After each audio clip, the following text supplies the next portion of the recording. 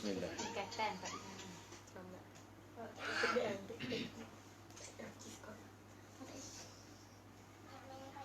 Hafiz saja yang tidak. Allahumma salli ala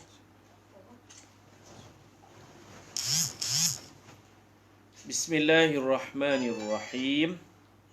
Assalamualaikum warahmatullahi wabarakatuh. Alhamdulillahi rabbil alamin. Wassalatu wassalamu ala ashrafil anbiya'i wal mursalin wa ala alihi wa sahbihi ajma'in. Rabbi shrah li sadri wa yassir li amri wahlul 'uqdatam min lisani yafqahu qawli. Subhanaka la ilma lana illa ma 'allamtana innaka antal alimul hakim. Wala hawla wala quwwata illa billahil aliyil azim. Alhamdulillah, syukur kepada Allah Subhanahu wa taala, pada malam ini kita dapat menyambung seperti biasa kuliah sirah kita menggunakan kitab ringkasan sirah Nurul Yaqin. Kita sampai dekat tajuk akhlak Nabi malam ni. Semalam kita dah baca Nabi umur 35 tahun. Nabi menjadi hakim di antara Quraisy dalam isu peletakan batu Hajar Aswad. Malam ni kita sambung akhlaquhul karimah, sifat mulia baginda sallallahu alaihi wasallam. Ishtahara sallallahu alaihi wasallam baina qaumihi bi jami'il khisalil mahmudah kas-sidqi wal amanati wal hilmi wal haya'i wat tawadu' hatta laqabuhu bil amin. Baginda terkenal dalam kaumnya dengan memiliki semua perangai yang terpuji, seperti bercakap benar, amanah, al-hilm, lambat marah, pemalu, tawadu', merendah diri, sehingga mereka memberi gelaran Al-Amin kepadanya. Jadi Rasulullah digelar Al-Amin, isteri Rasulullah Sayyidatuna Khadijah digelar At-Tahirah, perempuan suci. Perempuan suci At-Tahirah kahwin dengan Al-Amin, orang yang sangat-sangat amanah. Jadi sifat Nabi ni banyaklah, sebab Nabi insan kamil, memiliki semua jenis sifat-sifat kemuliaan. Kamil. Kalau Allah kita sebut ada sifat kamalat. Allah memiliki sifat-sifat kesempurnaan sebagai Tuhan. Nabi memiliki sifat kesempurnaan sebagai Nabi. Disebut Al-Jalal wal-Kamal. Allah Al-Jalal, Nabi Al-Kamal. Allahul Jalal, Muhammad Al-Kamal. Begitu.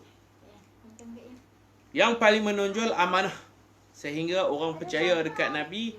Orang letak barang-barang, duit, emas, perak di rumah Nabi sallallahu alaihi wasallam. Waktu ni Nabi sangat kaya. Nabi kita sangat kaya. Rumah Nabi tu boleh kita ibaratkan seperti bank. Rumah Nabi tu bank lah. Nabi mula dengan perniagaan, dengan kambing, dengan meniaga. Kemudian rumah Nabi tu jadi bank, wadi'ah, tempat orang simpan, tempat orang berhutang, buat pinjaman, mudharabah dan sebagainya. Sebab Nabi cerdik, bijak. Perniagaan Nabi antara bangsa sampai ke Busra, Syam. Baik. Wa kana qaumuhu wa 'ashiratuhu yuhibbunahu hubban 'aziman wa yahtarimunahu ihtiraman zaidan. Semua kaum keluarganya menyayanginya dengan kasih sayang yang bersangatan dan mereka amat menghormatinya dengan penghormatan yang luar biasa. Allah memelihara diri Nabi semenjak kecil dari melakukan perbuatan jahiliah. Malam kita sebut dari riwayat Nabi sebelum jadi Nabi, Nabi buat haji. Orang Quraisy enggan wukuf di Arafah sebab ego, sebab besar diri, tak mau campur dengan orang ramai. Ni pada tunggu di Muzdalifah. Tapi Nabi wukuf bersama orang-orang ramai di padang Arafah. Okey. Kemudian Nabi kita bila tawaf bersama anak angkat Nabi Zaid bin Harithah. Orang yang tawaf mereka akan sentuh, mereka akan sapu berhala yang ada di keliling Kaabah. Tapi Zaid bin Harithah dia tawaf dengan Nabi, dia dah sentuh, Nabi larang, Nabi tak bagi. Jadi Nabi tak terlibat dengan perbuatan jijik, benda-benda kaut marut yang dibuat oleh orang jahiliah. Pusingan kedua Zaid bin Harithah sekali lagi pergi sentuh, maka Nabi bertegah, Nabi marah, Nabi kata, bukankah tadi aku dah bagi tahu jangan sentuh berhala?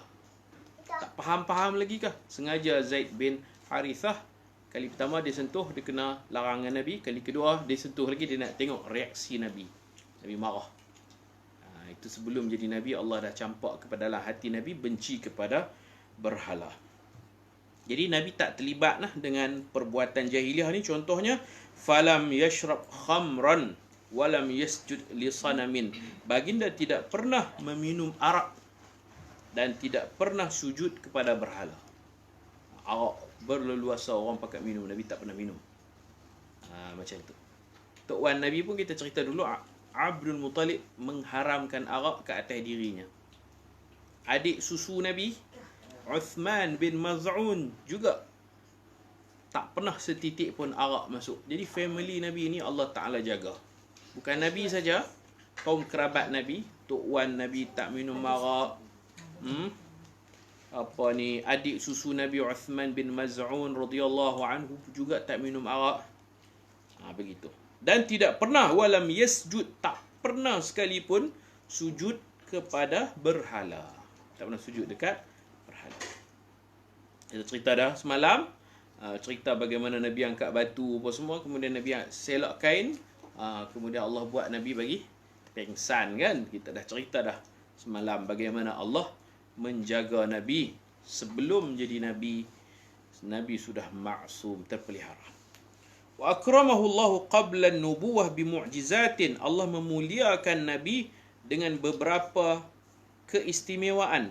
Qabla an-nubuwah, sebelum dilantik menjadi Nabi. Dalam kitab ni sebut bi mu'jizatin, dengan beberapa mu'jizat. Tapi bahasa yang lebih tepat, qabla an-nubuwah, sebelum jadi Nabi. Istilah yang lebih tepat bukan mu'jizat, irhasat. Allah memberi keistimewaan, peristiwa-peristiwa yang luar biasa berlaku dekat Nabi sebelum menjadi Nabi. Maksudnya sejak Nabi dalam kandungan lagi, Aminah ni tak rasa macam orang lain rasa. Orang perempuan lain kalau mengandung rasa letih. Rasa apa lagi? Rasa loya. Rasa apa lagi? Rasa sakit pinggang. Rasa apa lagi? Macam-macam lah. Wahnan ala wahnin. Penat, lelah. 9 bulan mengandung, tapi Aminah dia rasa selesa saja. Dia rasa selesa. Dia tahu dia mengandung, tak datang darah haid, tapi dia tak mengalami apa yang orang lain alami, muntah, mengidam yang bukan-bukan, tak ada lah. Kemudian keistimewaan Nabi lagi yang luar biasa, Aminah melahirkan Nabi. Hadis yang paling sahih, Allah Ta'ala terbitkan keluarnya Nabi daripada perut Aminah, terbit satu cahaya bergemerlapan terang. Cahaya tu memancar sampai ke istana-istana yang ada di Busra, Syam. Itu hadis yang paling kuat. Kemudian ada lagi riwayat-riwayat lain yang lemah, seperti api Majusi terpadam 14 tiang istana Iwan Kisra. Iwan ni istana lah, dalam bahasa Parsi disebut Iwan, dalam bahasa Arab disebut Qasr. Istana Raja Parsi 14 tiang, serinya runtuh, tasik sawat tasik sawat kering dan macam-macam lagi. Assalamualaikum. Soalan, baginda Rasulullah sallallahu alaihi wasallam tersangat kaya, tapi ada ketika Nabi ada sampai tidak makan. Ada sesiapa boleh bagi sedikit pencerahan, saya keliru. Nabi sallallahu alaihi wasallam melalui zaman susah, zaman sederhana, zaman kaya, dan bila Nabi jadi Rasul, Nabi ithar, Nabi korbankan kesenangan diri nak bagi orang lain senang. Jadi Nabi memang di hujung hayat Nabi miskin, tapi miskin Nabi ni bukan miskin ittirari, tapi miskin ikhtiari, miskin atas pilihan Nabi. Nabi memilih untuk miskin, nak bantu, nak tolong orang ramai. Biar Nabi lapak, jangan umat lapak. Biar Nabi kurang tidur, asalkan umat tidur cukup. Itu sikap Nabi. Jadi kalau nak kaya, Nabi boleh. Dah kaya dah, boleh kaya lagi. Warawadathul jibal. Bukit bukau ni rawadat dalam bahasa Arab ni mengurat. Kalau kita terjemah dalam bahasa Melayu. Bukit bukau menawarkan diri mereka untuk menjadi mah perak. Nabi boleh kaya lebih daripada Nabi Sulaiman alaihi salam. Memang Tok Wan Nabi pun kaya. Ada unta 200 ekor dicolek oleh Abraha.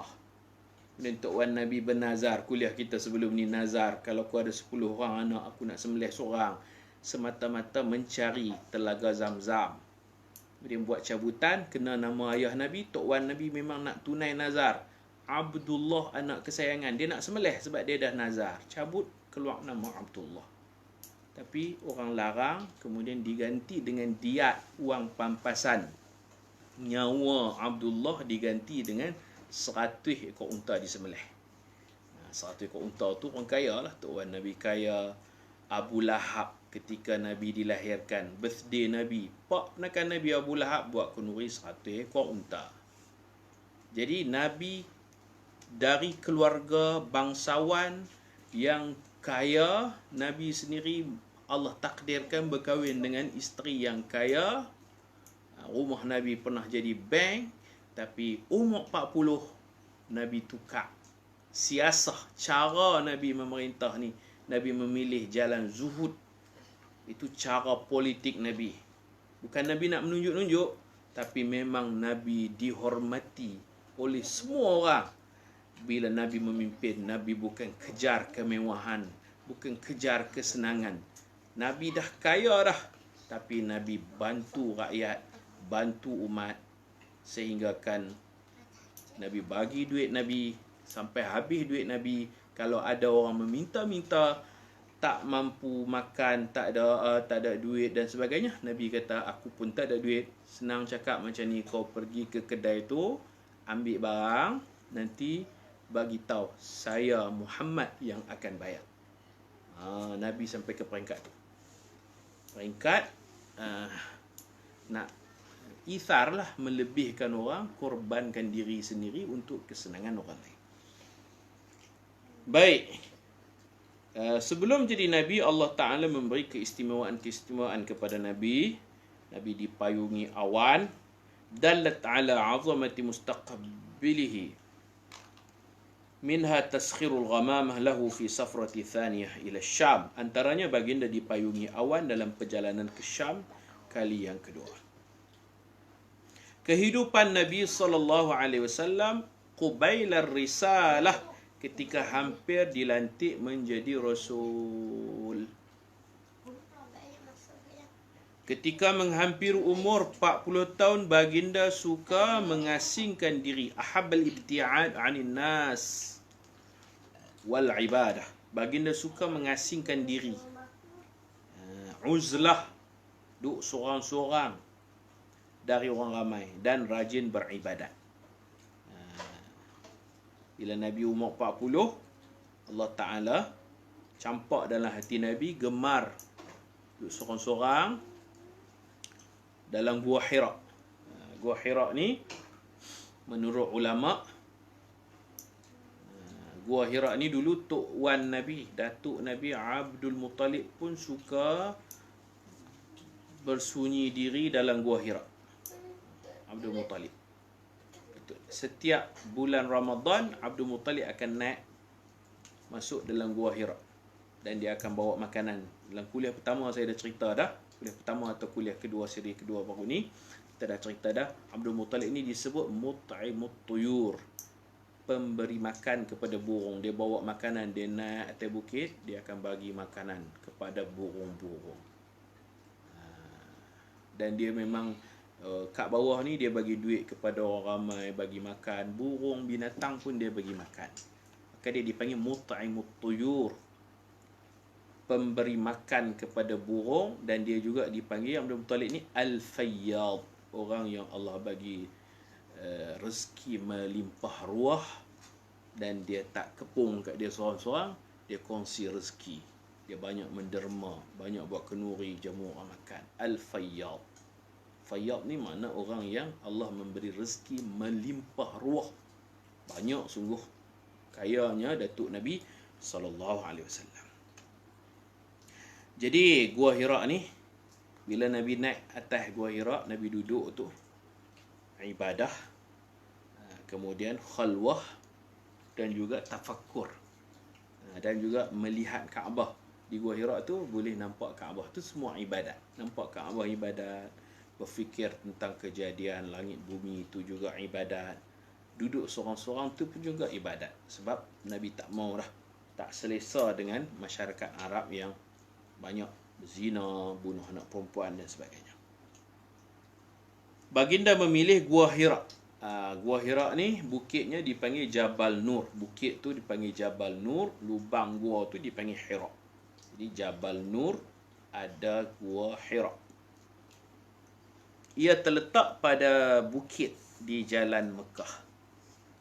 Wa kana ya'khudhu ma'ahu zadahu. Baginda membawa bekalan ke gua itu. Duduk beberapa hari, beberapa malam dalam gua tu. Lepas tu baru balik.